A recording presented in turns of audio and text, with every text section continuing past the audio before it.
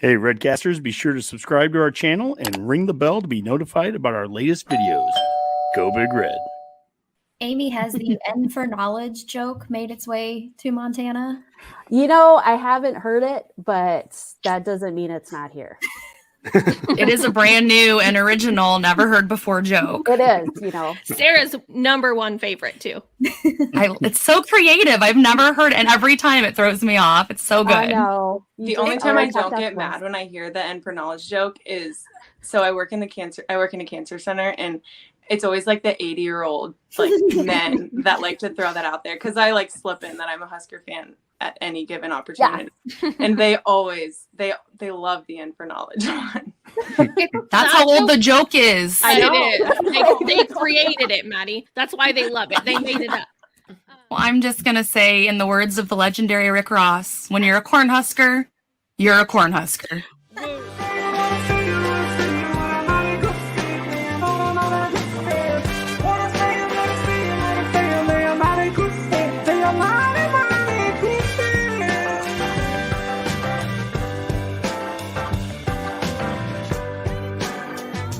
Welcome to the Forum, the show where we learn more about Husker Nation one fan at a time by asking the same 4 questions.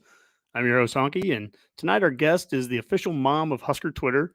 Yes, the N does stand for knowledge, as we saw there in the video, and there is nothing else to do in the entire state. You can find her on Twitter at Eliash10, ELIASH10. Welcome to the Forum, Redcast Sarah. Oh, you might be on mute. Let me take you off here. Welcome to the Forum, Redcast Sarah. Hi. How you doing? Very good to see you. You know, if people ask me why would I invite Sarah on? I think this tweet is a perfect start to it. And this is from the other day. She goes, "Hello, my name is Sarah, and I am in love with Nebraska Cornhusker football." So, welcome, Sarah. Why are you in love with Nebraska football? Well, in the words of the great Lady Gaga, I was born this way. I was a kid born in Nebraska in the 80s. Like, it was great. And then my parents were Husker fans. My grandparents was a big part of growing up. So it's in the DNA. I think you've got question 1 answered already. I know, right? Before we get to question 1, let me go over a couple of the upcoming shows that we have. We do have another fan forum next Monday. Adam Carricker will be on Throwing the Bones, April 3rd at 2 p.m. And the following week, this got moved back a week from some of our previous shows where we've talked about it, but it's going to be Wednesday, April 12th at 8 p.m. We'll have Brandon Kavanaugh, Husker college football analyst with Athlon Sports. And last but not least, the Redcast store here. Use the QR code there. I'll even take the little graphic off on top of it. You can use the QR code. It's in our description on Twitter. So you can go there, get shirts, get hats, get sweatshirts, all that good stuff, koozies. That's all made by the good folks at Smack and Smooch. All right. Well, let's get to the forum. And what is the forum? It's the same 4 questions every week. Why are you a Husker fan? What is your favorite Husker fan memory? Who are your all-time favorite Huskers? And how do you think the Huskers will do next year?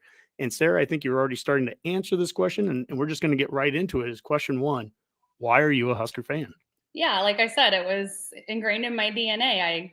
I just see somebody asked if I cheer for Nebraska for all sports. This is a little known fact, but yeah, I am not a multi-team person. I'm definitely all Husker.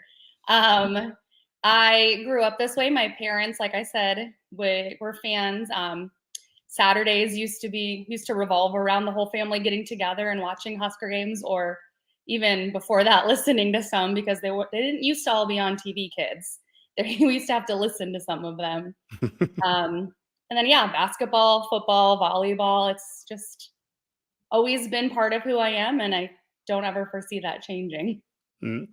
Well, you mentioned that we used to be on the radio. I think you grew up in the same era that I did. So what maybe are some of those formative years of Husker football for you? Some of those earliest years, the early memories of watching it?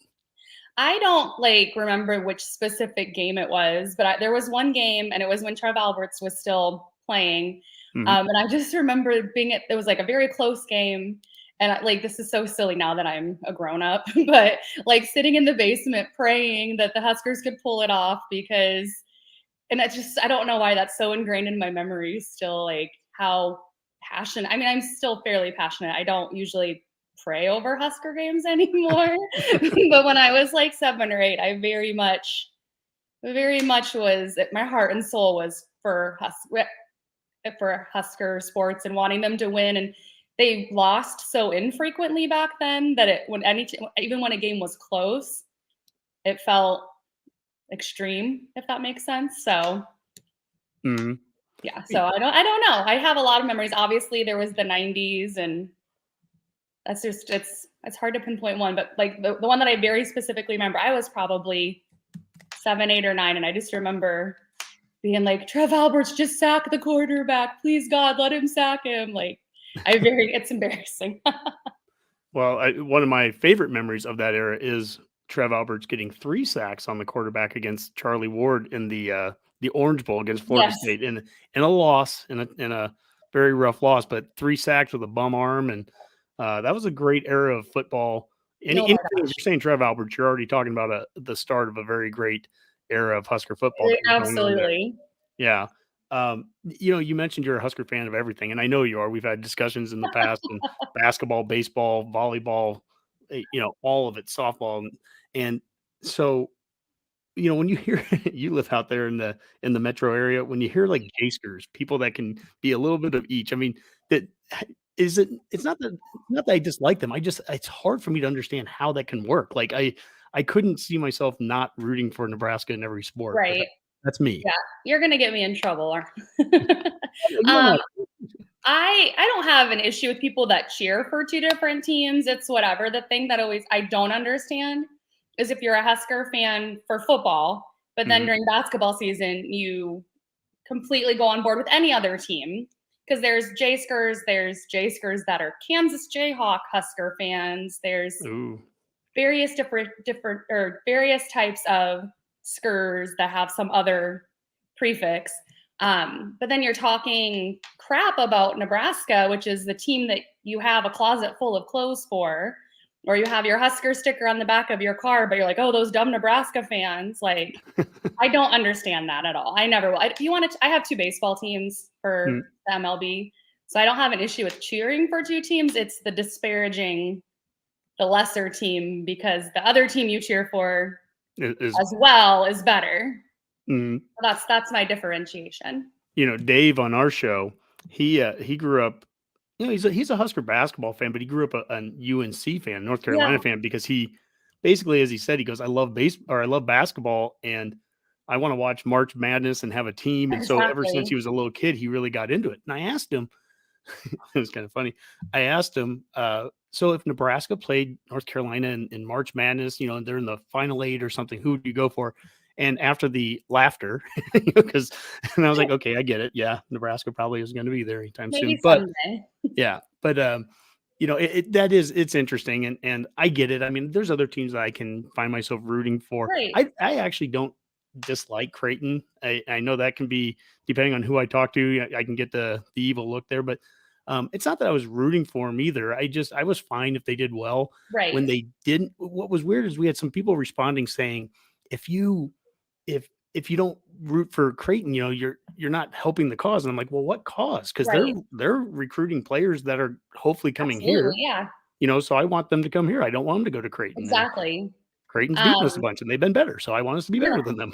Well, like I told somebody on Twitter, just because they're in the same state as that I live in, and even in the same city, like I can obviously get to Creighton's campus faster than I can get to Memorial Stadium or to Pinnacle Bank. But just because they're in the same city as me doesn't mean that I won't treat them the same as I treat any rival team. Sure. And like if Iowa was playing in the final or in the Elite 8, I would have been just as trolly about them losing like I was about Creighton losing. It's not, I don't understand the people that, like you said, that think that we should give special circumstances to Creighton because they're in the same state as us. You don't see not everybody, but most of all, or most people you don't see most Wolverines fans excited for Michigan State doing well, or you don't see Florida State fans cheering for Miami. Like that's just, that's weird. Yeah. Dave's a big UNC fan. and UNC is really close to Duke, and I can Yeah. promise you he's not a Duke fan. Yeah, And they don't care if Duke does well. They're not happy for Duke if Duke does well. Yeah, my wife and I went down to Auburn one time. We went to Toomer's Corner, where they throw the toilet paper in the tree, and Alabama fans killed the tree. That's how well they get along there, right? So it's okay for rivalries to not be friendly. yeah. I don't, I hope Creighton and Nebraska never get to be that kind of heated where we're killing each Right. other's trees. But at the very least, it's okay to have a little bit of dislike for the other team there. And the best thing we can do is keep winning. And 63-53 this year, that was a good year. It Good was game. a great year. Yeah. As far as the back to that question of I like how you said, you pray in the basement and you did something different. This year when we played Iowa, one of our other rivals, and we played them in football, I was at my sister's house in Columbus. It's Black Friday. And at the end of that game, as it was getting close and, the nerves are going crazy and Iowa's coming back, I just got in the car. I couldn't watch it on TV. I got in the car. I listened to Greg Sharp and Damon Benning, and I just drove to the Walmart in Columbus and sat in the parking lot.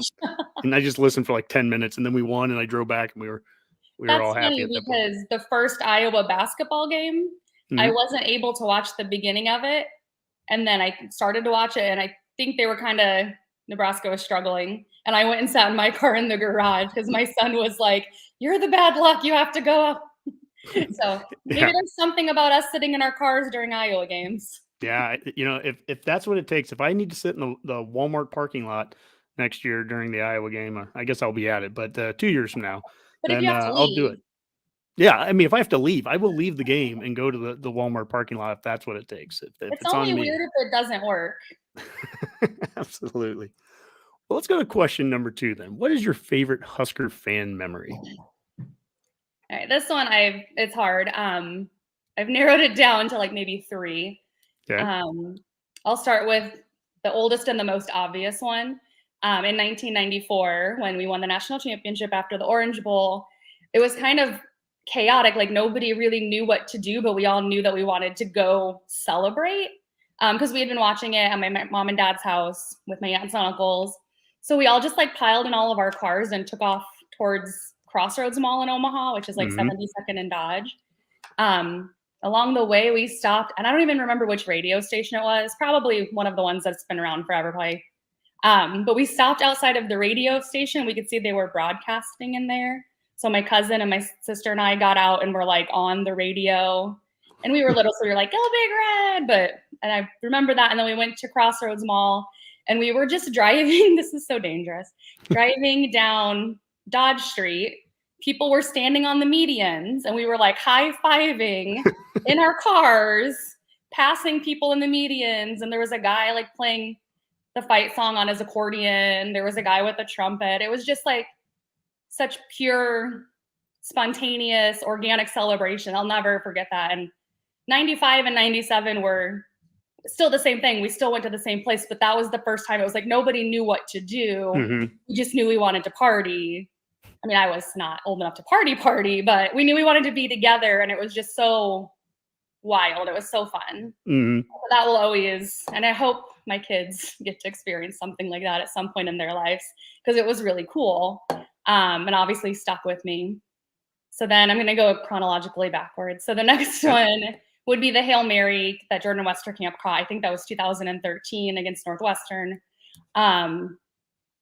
It was just, the whole game was super tight. It looked like towards the end when Northwestern was driving, the guy behind me at the stadium was like, "They just need to let them score. They're taking up too much time." And they're never going to win once it was a whole thing. And then the Hail Mary happened. The whole stadium went nuts. I turned around and smacked the guy behind me. I didn't know him. We became really good friends after that because we had never really talked. But every game after that, we were good friends. I smacked the guy behind me on the chest. I looked for my husband, Adam, who had been next to me in row 24. And he was down in row 16, hugging people. The guy who was "They're not going to win." I was like, "You said they couldn't win." It was just chaos. And my sister was a student at Lincoln at the time, and we were supposed to meet up with her for dinner after the game. So she texted us because she had left thinking the game was over. She had left her apartment and was walking to where we were meeting. And she was like, "Where are you guys at?" I'm like, "Oh, nobody wants to leave the stadium." She's like, "Why?" Like, she had no idea. She hadn't heard anything. She had no idea. So we got to tell her. So that was just a really fun, I'll never forget that moment either. And I still, to this day, love going back and watching like the YouTube, like of the fans, the fan angles from those. I didn't record anything, but it's fun to relive that moment, seeing other fans' perspectives. And then I have one more. Go for it. Go for I'm it. limiting myself because I could go on all day because, like I said, this is literally Huskers sports and baseball in general are like my passions. So I could go on all night. But just this year, so my oldest son has always kind of been indifferent to basketball. Like, he'll watch it if it's on, but he's never really gotten excited about it. My husband doesn't like basketball, so I usually end up watching by myself. But for my dad's birthday, I took my dad and my oldest son to the Nebraska-Wisconsin game I guess it was over a month ago now. But that was just a really exciting game. And my son just fell in love with Nebraska basketball at that point. He's like, "I want a Tominaga jersey." He just completely fell in love. And that was just a really cool experience to share with my dad, who made me love sports, and my son, who's never really bought into the basketball part of fandom. And now he's like watching basketball all the time. We went to Dave and Buster's a couple weeks ago, and with his prize money, he bought like a little door basketball hoop. He's like, "Can we get a basketball hoop in the driveway?" I'm like, let's give it more than a month. If you still like basketball in the fall, we'll talk about it. So it's just been really cool to, like, I got to be there to watch him fall in love with the sport and with Nebraska basketball. It was a really fun moment. You know, Go ahead. No, I was gonna say I gave Dave a little bit of grief earlier about being a UNC fan, but he said something before that I think is a lot of truth, and this is with football. It applies to any sport, that your fandom can really start from like these big shared experiences we have as a fan base. And what you mentioned in Omaha there after the 94 game, I mean, that's awesome. And I've heard stories similar to that. Everyone remembers where they were when that happened. I think that basketball game, Wisconsin, there to come back from 17 down and really start a series of victories that, there was a lot of momentum built from that, to be there, to be at the game, to be around other fans when that was happening. That's a impressionable kind of game for someone that's young, and maybe one that, 10 years from now, he'll be talking about as he's, taking his kids to he's on the fan forum game. in 10 years. Yes, exactly. When he's on the fan forum and talking about basketball, he'll look back to that game. And I think that those are moments that are important. I was going to mention that Hail Mary game. I don't leave football games, or I traditionally don't leave them. That game, I wasn't even supposed to go to. And a buddy of mine said, "Hey, I've got a free ticket." And I'm like, I can't go. I have to be gone. And like by the second half, I'd have to leave. Right. He's like, "Well, just take it. It's free. Just come with me." So I was like, "All right, good. I'll go with you." And I go to the game with him for the first half. We were sitting in the south end zone, about 20 rows up. Yeah. And it's a great game. And I'm like, "Oh, geez, I don't want to leave, but I've got to go. I've got this thing I've got to do." And I drive away for the second half, and I'm watching that Hail Mary, and it would have happened 30 feet in front of us. And that's the game I knew I was having to leave early, and I left early right in the middle of it. So that's it's like Nebraska won their baseball game. Cool. Oh, cool. Yeah. Congrats to men's baseball on their 400th win at Haymarket Park. Outstanding. And there's our man of the hour there, Rob, on the working in the behind the scenes. Yeah. Very good. And by the way, I've heard great stories about the 72nd and Dodge streets in Lincoln. We went down to O Street in 95, but then in 97, I was in my fraternity house, and we just took off down to Memorial Stadium, and there's about 2,000 of us, and we just got onto the field. And I mean, we didn't do anything once you got there. You just stood there, and you're like, "Yay!" That's awesome. In 97, we went to the same place again, and it was even more ruckus because that whole campaign up to the championship game was crazy. And there were people with signs that were like, "Anytime, anywhere," like, "We want Michigan." And then I remember we went back home, and my dad went to bed.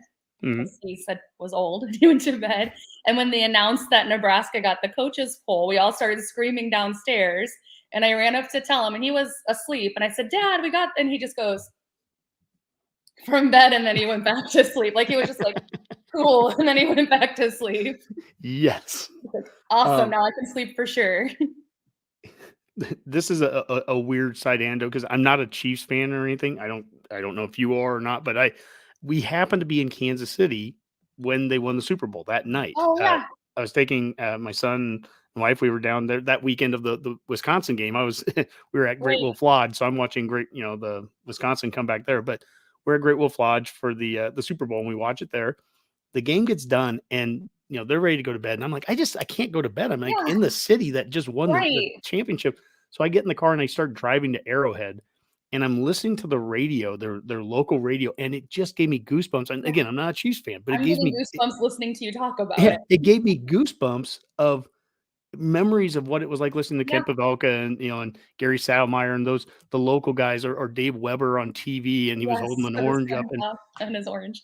it was great stuff. And then of course I drove to Arrowhead, and there was nothing going on there. It was just darker than dark. It was kind of in the middle of nothing. Yeah, you had to go back. I drove back downtown. I didn't get out, but I just kind of drove by the power light area, and you could see people going nuts. And it felt like it transported me back 25 years to those exact moments. Those people were going through the joy that I went through then. And then that obviously I think we all hope that we're going to be going through again.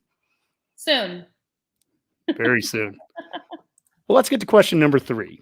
And if we're going to get back to that point, we need some great players. Well, who are some of your all-time great players? Well, like I told you earlier, I have been stressing about this question for days. I'm a mom. I can't just pick one favorite. I love all of my babies.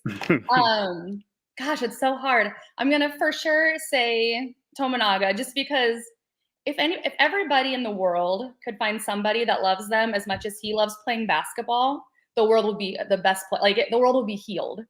His passion is just so pure. It's so fun to watch him. He's a huge part of the reason that my son is fallen in love with Nebraska basketball this year. He's just such a fun person to watch. So I'm going to go with him. Mm-hmm. Oh, there's always the 90s classics, the Peters brothers, Grant Wistrom. Gosh, I don't know. It's so hard. And then I always had a special spot in my heart for Kenny Bell. I don't know what it is about him, but he was just fun to watch play. And there's that Wisconsin block, which was 100% legal. Still mad about that. My sister actually even had a cat named Kenny Bell for a while. So, gosh, I don't know. I don't like this question. I wish I was better at it. Well, here, let me help you out with this question. You mentioned the Peters and Wistrom. They played at a time when, in 97, we split the championship with Michigan. You've got a tweet here. And my face when someone says 97 Michigan was better than Nebraska. And I love this kind of meme or whatever we call this on Twitter, where this photo of Coach Rule just giving the stink eye to somebody. But Michigan 97, Nebraska 97. I think Nebraska takes it, right? Oh, 100%. As far they barely beat Eric, or oh my gosh, wasn't it Ryan Leaf? I just saw my cousin's comment. That's what threw me off with the Eric thing. They barely beat Ryan Leaf. Nebraska made Peyton Manning look like an average quarterback that night, and he's obviously one of the greatest quarterbacks on all levels ever. Mm-hmm. So there's just. And then you look at the way the whole season played out. There's no doubt in my mind if they would have played, if they Big Ten didn't have their affinity for the Rose Bowl. There you go. We could have gotten a true championship, and there is, without a doubt in my mind, it would have ended up with the good guys in charge. And yes, my cousin pointed out I did have a slightly unhealthy obsession with Eric Crouch in the early 2000s. I forgot about that. Oh my gosh, I even had a little picture frame that I put his face in my dorm room. That's embarrassing. I forgot about all of this. Yes. Well, the good news is that it's just out there for everyone to hear and see on YouTube forever now. So now the whole world knows. Hello, Eric Crouch, if you're watching. One of the things I've enjoyed talking with you and doing things with you over the years on Twitter is that you have a very good sense on what kind of triggers Husker Twitter or what triggers other fan bases too. And also we talk about some of the misconceptions. This tweet here, 2 quickest ways to trigger Husker Twitter: call Grand Island, Western Nebraska. And for Redcast, Amy, who grew up in Hemingford, Western. like grew up in the Panhandle. Like that used to drive her nuts. If someone said we're in Western Nebraska and they're out by Kearney, she'd pull her hair out and then act like you don't know that Joe Burrow wanted to play at Nebraska. Like that one cracks me up. Now, there's some other ones too. And what are some of the other ones? Like nothing to do in the state. Yeah, that always gets some people's attention. Talking about for knowledge. hoodies. Yeah, What was it? I just think talking about hoodies. Hoodies. People don't like those.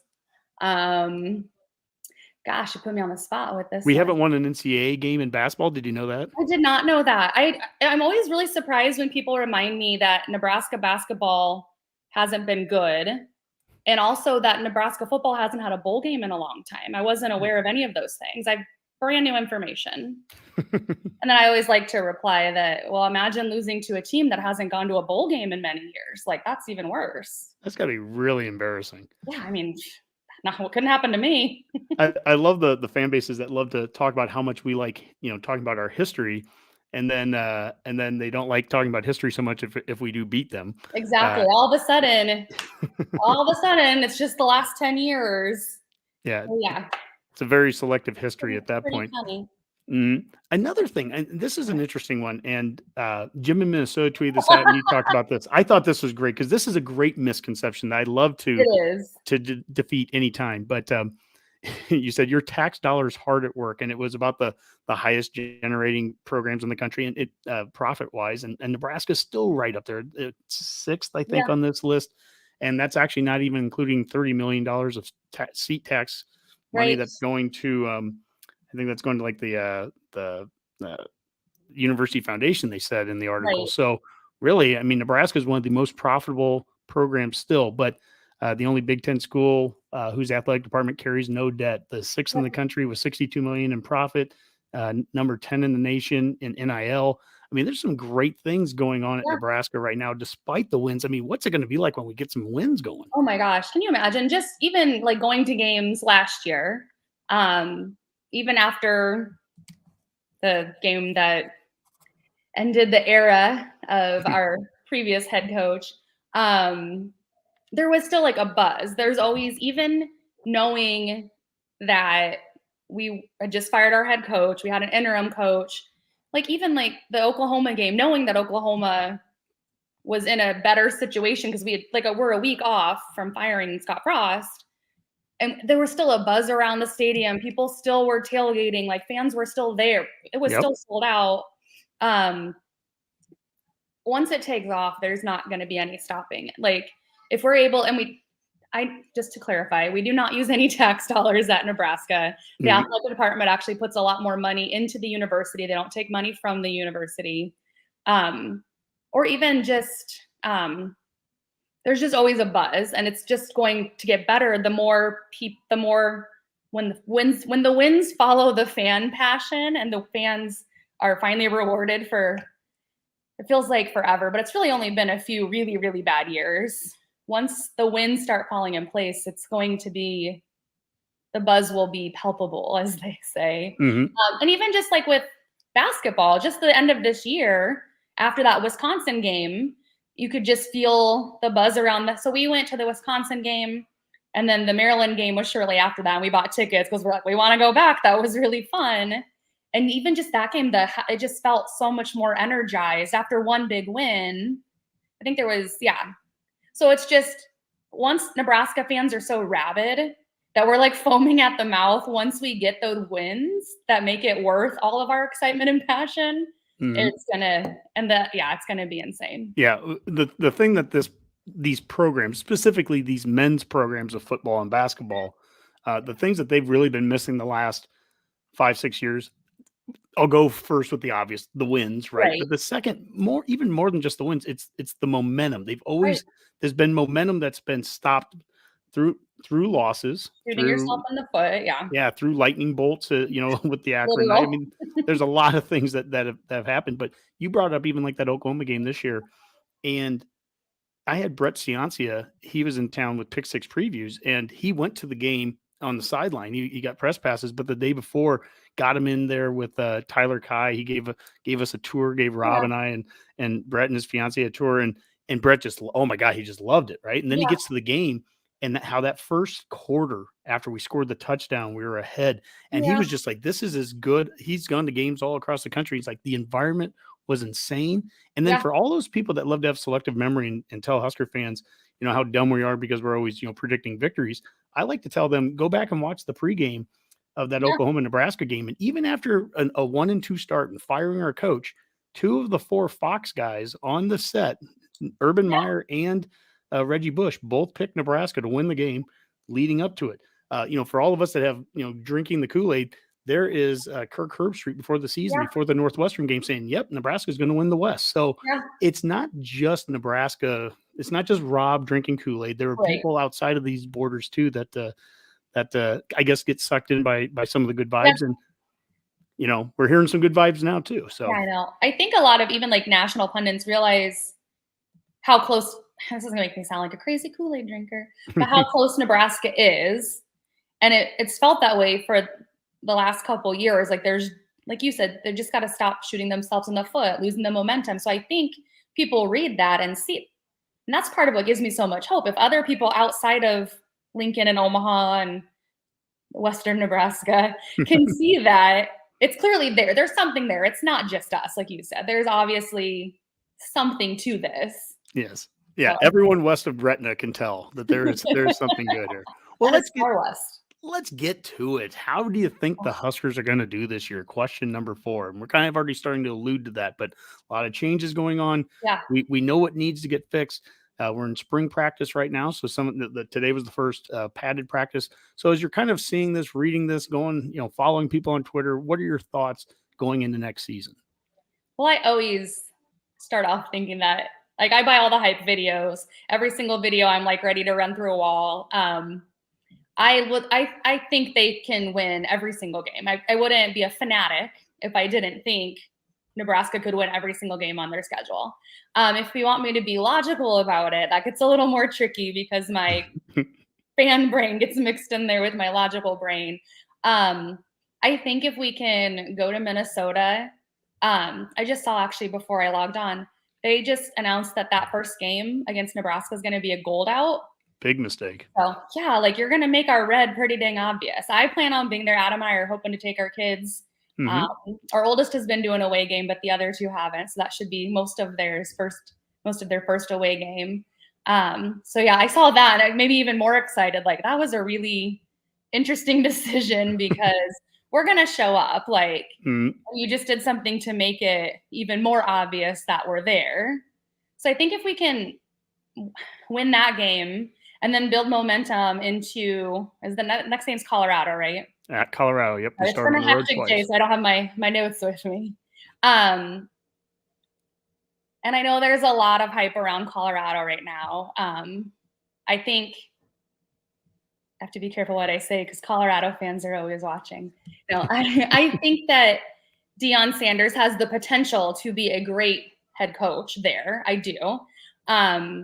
I don't necessarily understand where all the hype for them is coming from this year, because as great as he did at Jackson State, he's never coached a Power 5 down. His son, as great of a quarterback as he is, has never played in the So there's going to be a lot of red there. Like if there's any stadium we take over, it's Northwestern and it's Folsom Field. I got to plug in my laptop real quick. Sorry. I just noticed the red light. Oh, no. So I think if we can get those 2 road wins and get a lot of momentum going in, I think a bowl game is, I for sure think a bowl game is going to happen with my logical side of my brain. Yeah. And I feel like that doesn't sound like much, but compared to where we have been, that would be a huge improvement, a huge step forward. Well, I like what you're saying here, and you're actually giving me a thought here that I might incorporate into future shows and future discussions about this. Is that, we talk about people being left-brained, right-brained, or whatever, but let's just say logical-brained and fanatic brain. Let's talk expectations for a second. What is an expectation you have in year one? A year one expectation on the logical side of the brain, and then on the fanatic side. What would you say would be those different expectations? Well, my fanatic side, national championship. Like, I expect nothing but the best. Like, we're good. Pastor Rule has got me convinced he's got it all under control. But my logical side of the brain, if Nebraska were to get to a bowl game, as insignificant as it sounds compared to the sky's the limit national championship, from where we've been, a bowl game would be huge. You get those extra practices, which we've definitely would have benefited from the last several years. Mm-hmm. So that's my expectation, but that's my logical expectation, but also knowing that I expect that, I'll still be bummed with every game that we lose. Like, it still breaks my heart every single time they lose a game, because I always I walk into the stadium every Saturday that there's a home game thinking that we're going to win. Like, that's always my expectation. And that's because I'm a little bit crazy, and I lived through an era where every game they did win, and my brain hasn't caught up with that yet, that it's not still there. Mm-hmm. But yeah, I would be very happy with a Bulls game, which sounds, let's hang a banner, but I think that would be a great start to build momentum, like we were talking about. If you can get those wins, get that bowl game, get the extra practices, that builds momentum for next year. That helps recruiting. I am so impressed with the recruiting that has happened so far at Nebraska. Can you imagine the recruiting if like any of our players ever got to go to a bowl game? Like there are people that are selling Nebraska who have never been to a bowl game and still love being at Nebraska. What would it be like if they got that added experience? So I think for year one, if we can win 6 games and extend our season a little bit, I would count that as a successful start. And I know Husker fans are not known for being very patient, but we should be used to this by now. Like, we've done the restart thing multiple times. Rome wasn't built in a day. So hopefully the logical brains will win out a little bit more than the fanatic ones. Yeah. Well, I like to remind people that some very great coaches that did outstanding jobs at their respective places started off just getting to a bowl game. Yeah. Nick Saban at Alabama goes 6-6 in year one, losing to Louisiana Monroe late in the season. Even, you have Pete Carroll at USC in his first couple of years. They were 6-7 wins as they kind of got it going. Bob Stoops didn't come into Oklahoma and turn it around in 1 year. He did in 2 years. In the second year, they won the title. But I can wait 2 years. But the first year they went 7-6. I think it was 7-5. So there is that transition year, and I think it's very logical to think 6 wins, 7 wins, get to a bowl game in year one. If there's anything better than that, I mean, that's, my goodness, you give them the Coach of the Year award for that. But I like what you said about, every time you go into a game that you think you're going to win. And there's only a few times in my life at Nebraska where I've gone into a game and really didn't feel we were going to win. And quite honestly, those are the years that when someone says it's been so bad in Nebraska, like there's no difference between last year or 2 years ago and the Riley era or whatever. No, I mean, there were times when we played Oklahoma or Ohio State in 2017. When I went to that game, I was like, we're not gonna stay within 4 touchdowns of them. I didn't go to that game. I watched it at home, but I remember we had friends over, and I just remember watching Nebraska do the tunnel walk, and they looked like they'd already lost. Like they didn't look like they believed that they could win, and that was the moment for me. That was like, we've lost not the game. We've lost the whole horse is gone. Like, you've lost the team, right? I mean, there's nothing that's happening here. But when we were 3-3 a couple years ago, coming off the big Northwestern win, and Michigan, a team that's going to eventually play in the college, playoff that year, when they came in there, I absolutely, truly believed going in that we're going to win the game. That and it came down to like so many different times during that era, a final minute, a final, a couple of plays, they didn't go our way. Credit to the other team. I think, some lack of discipline at times came back to always bite us. And those are the things that's what I really want to see getting addressed right now in spring ball, is the physicality of the team, which you hear so much about that right now. I mean, I'm loving everything I'm hearing there. And then it's the discipline. And you think of any team, think of John Cook in volleyball. That's a disciplined. Oh my gosh. Yeah. Team. I mean, it's very rarely when they beat themselves. And that's the thing that, in football, unfortunately, too many times over the last 4 or 5 years, we beat ourselves. Let's stop doing that. And I think if we do that, we've got the players. We this can be this doesn't have to be a long runway build. This can be No. something that can happen fairly quick. Well, and that's what when Rule was hired, I remember people talking about his first couple of years records at Temple and at Baylor Mhm. were not great. But I really do feel like he is starting off at Nebraska with a lot more tools in his tool chest than he had when he started those places. I would be very disappointed with a 1 or 2 win season. Like I think that our team last year, four wins? Our team last year was better than a 4-win team. Sure. And I really feel like he has more to start with. I think he's a great coach. Obviously, he can build teams. And I think he has more to start with than at the other places. So I'm not worried about a huge down year. I think that he'll get, thank you, Matt. I think he'll hit the ground running. And I really do think that a bowl game would be like that would be the bare minimum. Not that I'm not going to be a fan or not be excited, whatever. I'll be happy for every win. I've also learned over the last several years that I never take any win for granted anymore. I don't care if we beat the worst team in the world by 1 point. I'm going to be just as excited as if we were to beat Michigan for the Big Ten championship. Like every win used to feel like a given, and they're just not anymore right now. They will be someday. Yeah, I was in college from 95 to 2000. Oh my gosh. I mean, yeah, that was when we had the 46, 47 game home win streak that got beat by ended by Texas in 98, Halloween Day. The Husker fans get up and clap as Ricky Williams and team come off the field. You talked there about what Coach Rule, the experience that he had, that this is a better situation for him than certainly he had when he went to Temple. Think of the facilities and everything, the 100+ players he has. Then you think of what he took over at Baylor, where there was just an institutional collapse. I mean, they were one of the closest programs to ever going under the death penalty since SMU back in the 80s.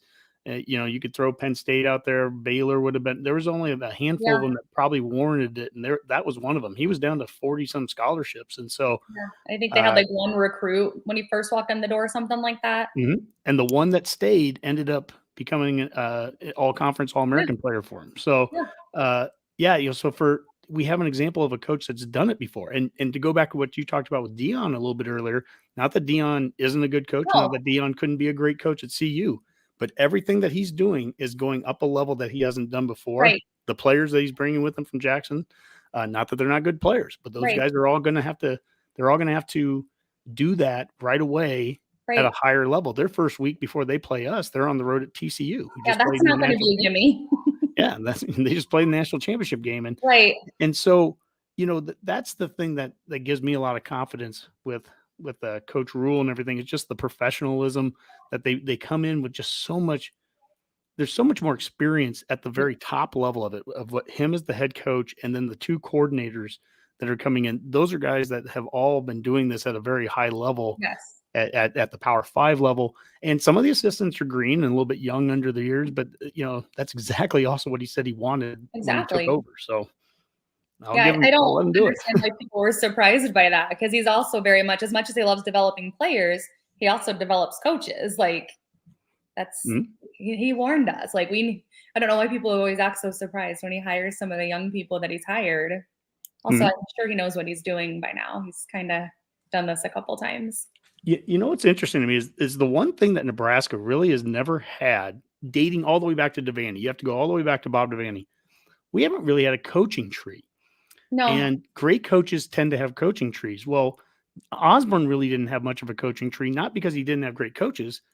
His coaches never wanted to leave. Yeah. I mean, Milt Tenneper could have gone on and been a head coach, and Charlie McBride could have left. Solich never did leave, stuck around, got fired probably unfairly, and then goes on to coach for 15 years at Ohio. And now they have a field named after him. Yeah. It's so, but you have to go back all the way to Devaney, where Devaney had guys like Warren Powers and Jim Walden, and of course Tom Osborne, guys in Monty Kiffin, guys that went on to be head coaches, longtime successful coaches. But that's the potential. That's what we potentially have here with Coach Rule is someone who's already demonstrated that. Joey McGuire, who he hired out of the Texas high schools, is now the head coach at Texas Tech. he's had that experience of bringing guys on, raising them up. Marcus Right. Satterfield was a low assistant when he brings them in, and now he's the Yeah. coordinator, and eventually will probably be a head coach. And so Yeah. maybe we'll have that tree growing right out of Nebraska. That would be a change. It'd be great. I would be excited about that. I feel like because I went down when they did the introductory. I see your shirt. I just noticed that the introductory press conference for Rule. I have that shirt in my closet. And I listened to the whole speech because I was right there in the stadium. And then I've obviously listened to him talk since then. And I just feel like he just is a teacher. Like obviously he's a coach as well, but he's also a teacher. And I feel like that is a great position to build a coaching tree, but also for the players, because they're going to get a different perspective where they're learning from somebody who is enabling his assistants to learn and grow as well. So I think it'll be really interesting to see how it all develops. And I'm excited to see how the teaching aspect of it plays off and the growing new coaches. And I don't want them to leave too soon because then makes me nervous. I have coaching change anxiety. Yeah, as long as we don't have a mass exodus of them, and that's a big thing.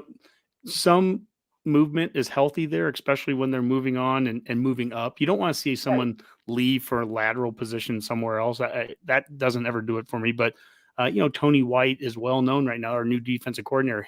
He's an up and comer, and we may only have him for a couple of years if that's what. And he moves on and becomes a head coach. But if he moves on because he did so well here, exactly, and he's getting that promotion, I mean, that's what we want to be done with is the coaches that are here for 1 or 2 years. It's not working out for whatever the reason. So now, hey, we need to move on from them, bring someone else in who's going to be better. We just have to get out of that rhythm. And that's why I think it's especially important right now with what Coach Rule is doing this offseason, building the staff the way he wants it. He has my 100% support. Not that he's asking for it, but why would I sit there and argue with who he's brought in? It shouldn't have been this guy. You should have brought in this staffer. I don't know who the hell to bring in. I think it's a good staff, and it's really exciting to see what they're doing right now. So let's talk maybe a little bit about spring ball. Sure. They're a week into practice. Today was their first day of physical wearing the pads. I'm a big guy, take the green jerseys off. They have some green jerseys on. They have gold jerseys on. We learned today they have gray. Yeah, we learned today they have gray jerseys, 2 gray jerseys for guys that are playing multiple positions, both sides of the ball. So AJ Rollins, and there was one other guy that they have a gray jersey today, and they were playing an offense and a defensive position. And that's part of this transition is them, guys might switch positions. There's a lot of different things that you don't just have to kick a guy off the team if he doesn't play one spot for you. You can find ways to move him around. Exactly. So what are your kind of thoughts as you've been watching the practice reports and reading the articles and listening to the podcast? I mean, what gets you excited right now, the players on the team? Oh man, I'm always excited. You know that. I think that, I don't know, I just feel very excited I feel like, did you see the other day where Rule stopped practice and gathered them all up to tell them to kick it into gear? And I'm not going to disparage any former coaches, but it's just been really neat to see how hands-on he has been even and obviously they don't show everything. But I feel like that's a good sign. I think there seems to be a lot of excitement and a lot of players that maybe have disappeared over the last couple of years, be it through injury or unknown reasons. All of a sudden you're seeing them in the highlight reels and you're seeing them look like they're getting more reps in at practice. I want to see the hype video from the pads practice though. I haven't seen that yet. No, I'm just very excited. I think that it looks like it's all organized so much differently than what we were used to seeing in recent years. I don't know. I'm very encouraged by what we're seeing from the practice reports and the different names that we're hearing that aren't just necessarily new players, but just players that we haven't heard from in years, that we were excited when they showed up on campus and they kind of blended into the background or whatever. I'm super excited that Fedoni seems to be getting a lot of reps and a lot of action, and hopefully he can stay healthy for us. I think he'll be a huge difference maker. I don't know. Yeah. Well, and Jamil Martin, he was the second gray shirt in practice. Thank you, Rob, for putting that up. Even just some of the things they talked about, I was reading a thing about the punt protection that Coach Foley wants to use, and he wants some athletic guys being in that shield. And Fedoni was one of them. Yeah. Eric Gilbert, big dudes, big tight ends, but they're athletic guys that if you were ever going to run some fakes and do things with, you could actually do it with those guys. I've always been curious on punt plays when you have 3 offensive linemen in the backfield. It pretty much limits what you're going to do from any kind of fake. Not going to do much. Yeah, you're not going to run the ball with one of those guys. So I'm interested to see that. But just in general, I mean, I think Rule he seems to be hitting all the right things with what he says. Right. He was talking about oh shoot, I'm gonna forget it here. It was something about with the hype videos that he said today that a hype video, you're not gonna see videos from Nebraska where we're talking. Where some big sloganeering, I think is what we've said before. We're not going to be sloganeering. We're going to be showing video. And now it's still going to be hype, but it's going to be, you're going to see video of us working. So you're going to see work happening out there. And it's guys making catches, making tackles. We are tackling in practice, making tackles, and playing real football. And that's what I want to see in a couple of weeks when we get to the spring game, is seeing real football on the field. Yeah. And after fans deserve that. in the real game, right? Trev has made that, a priority, that he said that he wanted that to see some real football. And I know Coach Rule wanted to, and those two are on the same page. Yeah. Maybe something I'll ask before we head out is, did you watch the video of Trev with Coach Rule and Coach Osborne? Have you had a chance to see that? I haven't had a chance to watch it. It's on my, I have a list of things I want to watch, and that's right at the top of there. I need to carve out some time I've heard it's great. It is well worth your time. And I'm saying this to all the Redcasters and Fanformers out there listening too, is that it is definitely worth your time if you haven't seen it yet. Trev is in his element 100%. It's almost like he used to work for ESPN the way, I mean, he's just so cool and calm, leading this round table right in the middle, and Coach Osborne's on his left and Coach Rule's on his right. And Coach Rule's is such a great speaker. I mean, I can't think of really, we haven't had a head coach that speaks like him in my lifetime. I mean, nothing against Coach Osborne either, but Coach Rule is he is a accomplished speaker and can get you running through a wall. Oh yeah, it's so much so that it is totally fair. If somebody really wanted to say, like, are we just buying the hype? Is this real? Is he just selling? Is he such a good car salesman? He's just selling it to us. That's all fair. That's fair. We have to wait till the season to see the results. But I'll tell you what, man, I'm hook, line, and sinker with what he's saying. I was just watching some stuff with Damon Benning. He was on No Block, No Rock yesterday saying that. But I've also seen him on other shows saying this is real. I mean, to him, he's buying, hook, line, sinker into it too. That's awesome. I'm glad that we're not the only crazy ones. Yeah. I mean, and it's okay as a fan. This is the fan forum. It's okay as a fan to have those high expectations, to buy in, to not just sit there and go, I'm not gonna let myself get hurt again. Right. You know what? I'll let myself get hurt every single time, because part of the fun of being the fan is paying attention, watching it during an off season, trying to see the growth, to try to predict and try to look ahead and say, if this guy works out, or if this thing works out, man, we're one or two things away. Like, if you don't have any of that hope, if you just go into a season just saying, we're going to be a dud, I mean, that's good. I'll even watch. That would suck. Yeah.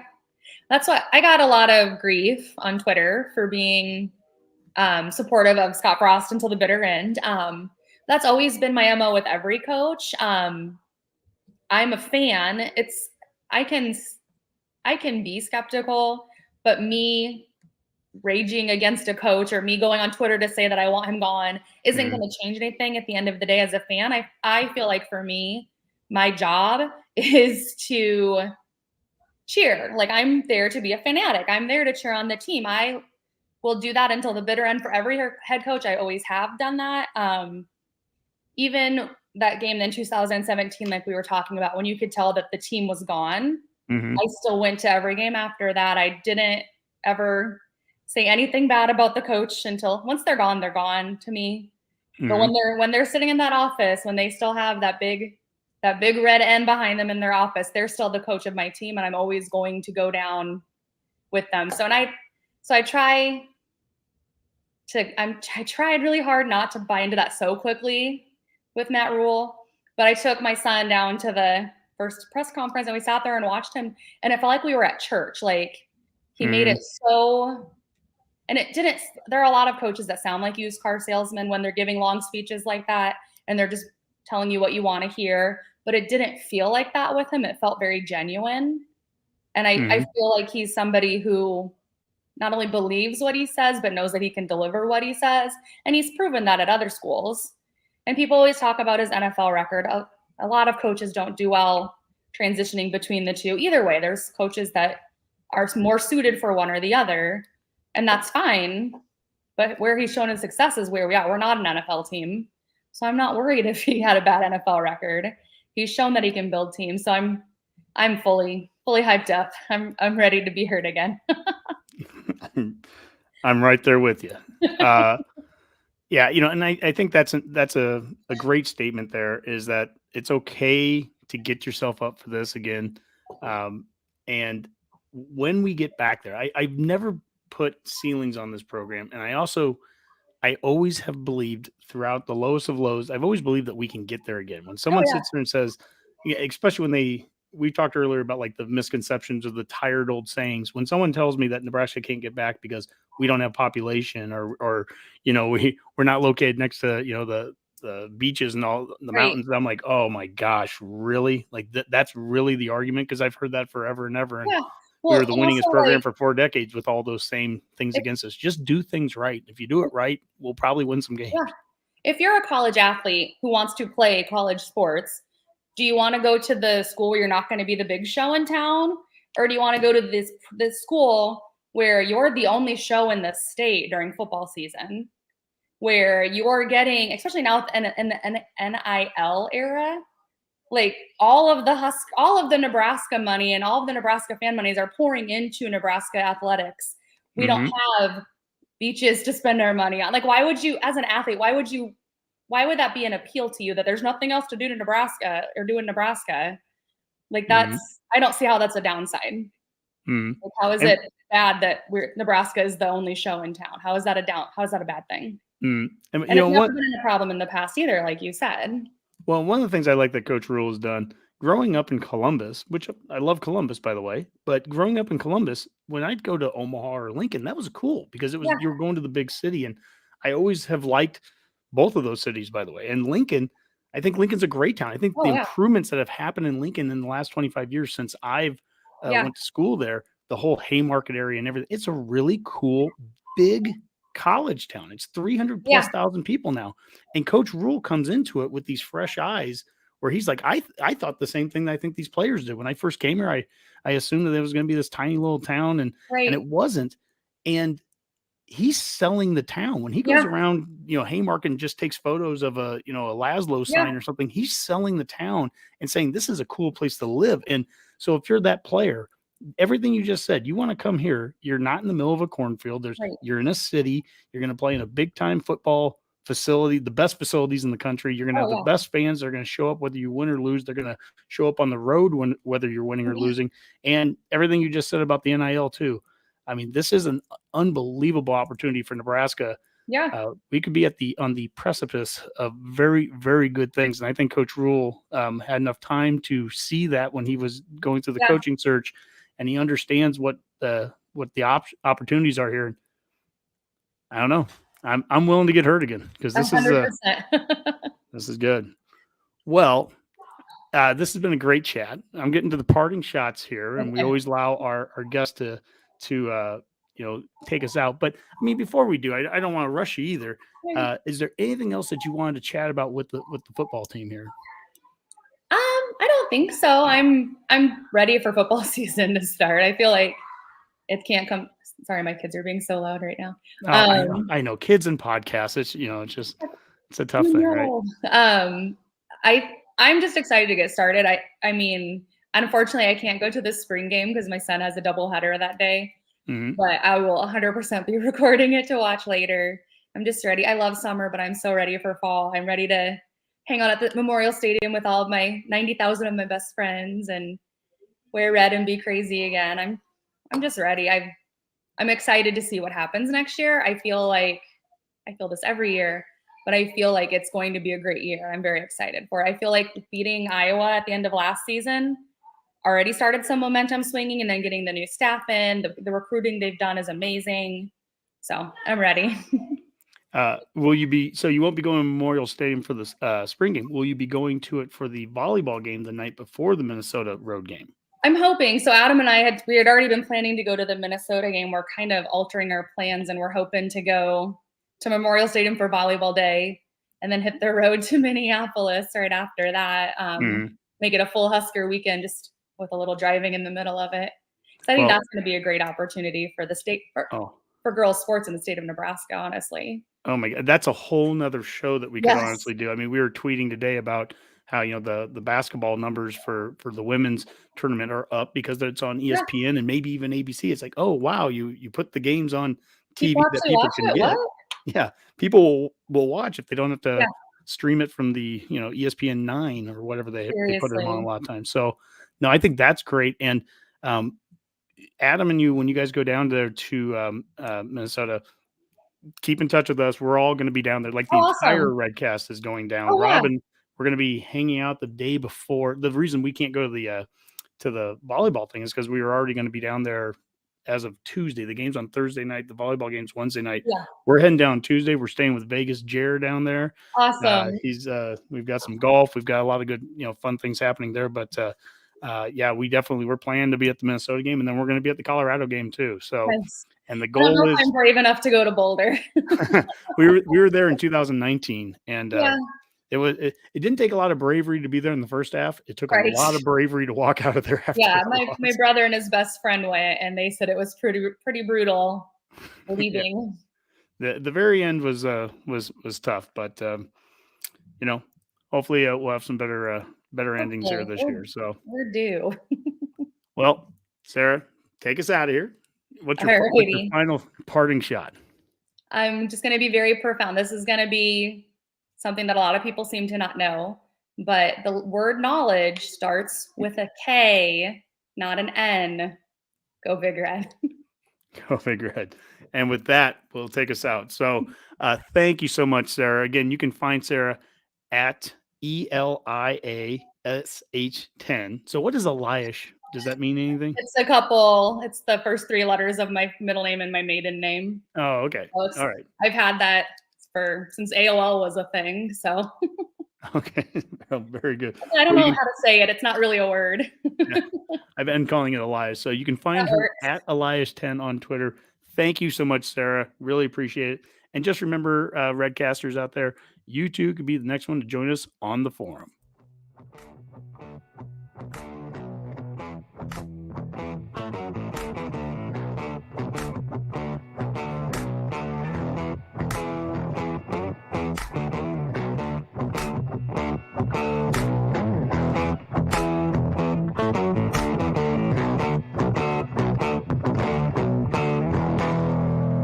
A Herd at Sports Network production.